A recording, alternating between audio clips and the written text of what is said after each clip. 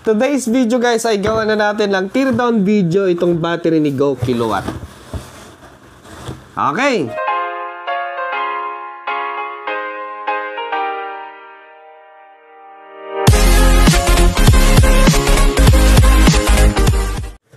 So ngayon, gusto natin makita anong klaseng BMS, anong klaseng cell ang ginamit dito. Kung cylindrical ba, pouch, or yung square type. Okay, buksan na lang natin. Okay, o yung prismatic pala. Okay. So ito guys, ay na-charge ko na siya. Full battery na naman siya, malakas na naman, you know. May vlog kasi tayo na yun sana ang susunod. Yung solar panel kaya lang maulan, hindi ako makadiskarte. At yun, eto muna. Imbis na yung solar panel, sana yung susunod natin. Yun o. Dito, nandito yung kanyang mga screw, tapos matatanggalan natin siya. Op. Op. Op. So may nagsabi kasi na ano, dapat daw kung bago yung battery, steady siya sa 14.2. So siguro yun ang alam niya.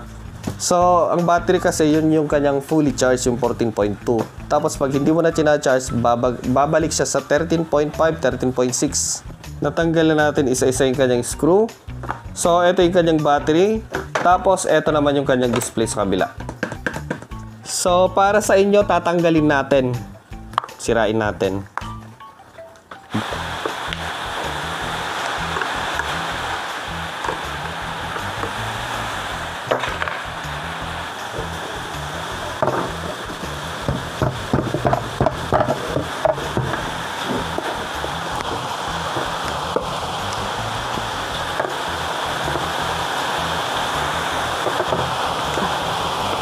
A few inches later.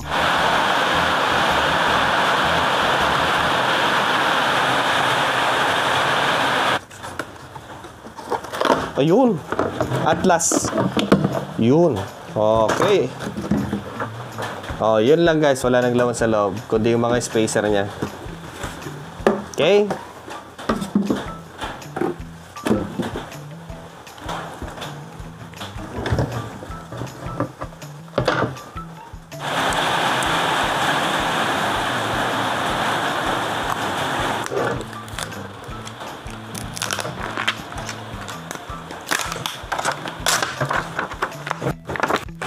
Okay.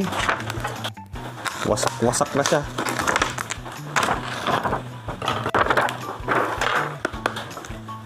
So, gusto ko lang makita guys kung anong klaseng cell ang ginamit. Kung pouch ba or prismatic.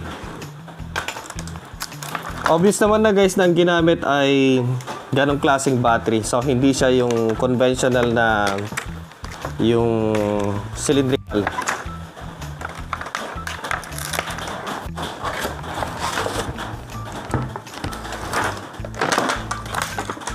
Terminal. So, tingnan natin dito. Baka nandito naman.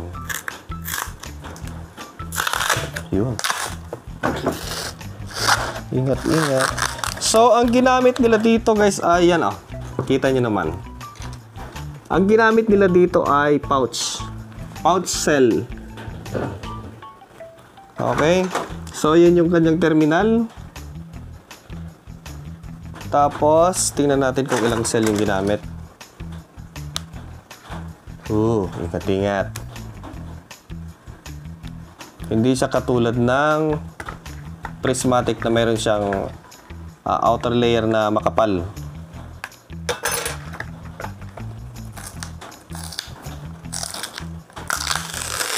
Ayun oh. Ito yung kanyang sensor para sa kanyang temperature.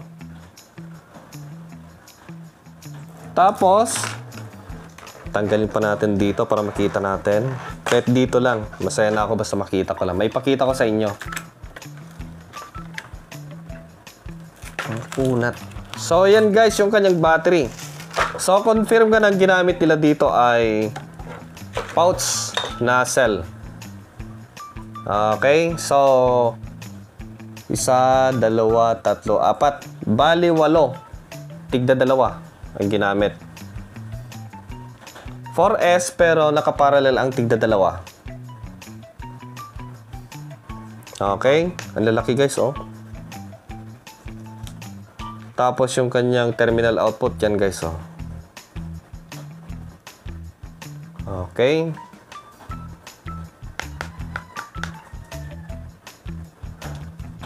Parang masuman. Kung sa bagay, yung ano, yung prismatic, pag binuksan mo yun, ganito din yung laman sa loob. Kahit yung cylindrical, ganito din.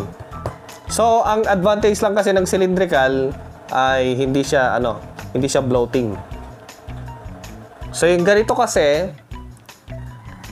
hindi siya ano, hindi sayang space, nakakain niya lahat ng space.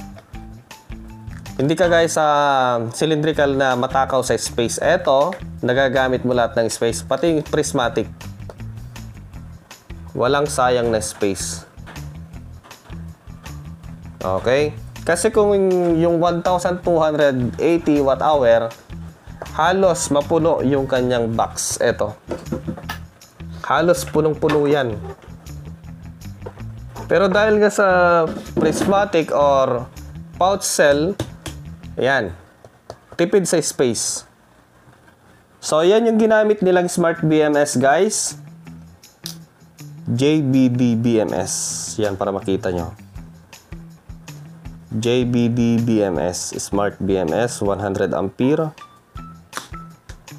Okay, so pwede natin siyang i-connect via Bluetooth sa ating device. Eto guys ay meron na siyang active balancer. So hindi mo na kailangang maglagay ng equalizer kasi meron na siyang balancer sa loob. So kung 3.3, 3.4 yung iba, ibabalance siya, pare-parehas yan. Okay, yun ang maganda sa balancer na to or BMS. Nakita ko kanina umiilaw-ilaw dito. So nagbabalance siya kanina. Automatic naman siya guys.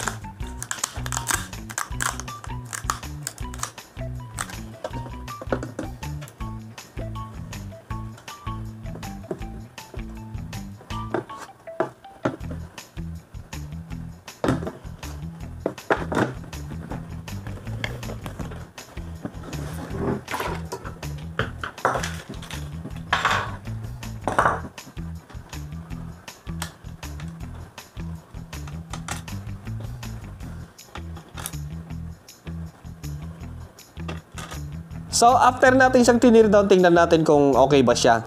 So, gamitin natin yung app kung okay pa rin ba yung battery natin. Ayun, 100%. Tapos, yung kanyang battery, total voltage ay nasa 13.5 volt. Okay, tapos yung ating history. Okay, nag-clear na pala ako dyan. Okay, tapos sa ating, yung ginamit pala nila dito na BMS ay, saan ba dito? Basic information. Ayun guys, JBD BMS. Okay. Balik tayo. Yan. So, okay yung battery. Walang problema. Siya nga pala isang mga nagtatanong kung kumusta yung kanyang packing. Nung na-receive ko siya, ito guys, ang ganda ng kanyang packing. Ang kapal, oh. Tapos meron pa dito sa ibabaw na ganito, makapal din lang. Kahit nga i-dribble mo, hindi siya masisira eh. Yun oh. Boom.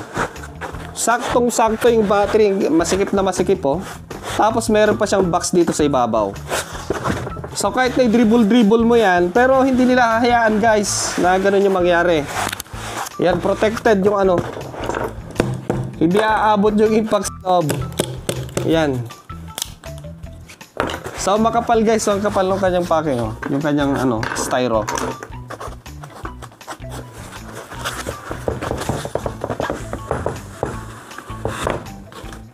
Para sa mga gustong bumili ng ganitong battery ni Go Kilowatt, puntahan nyo po sa description box. Nandun po yung link ng kanilang product. Tapos sa top comment section, nandun po. Okay, maraming salamat sa inyong panonood sa video na to.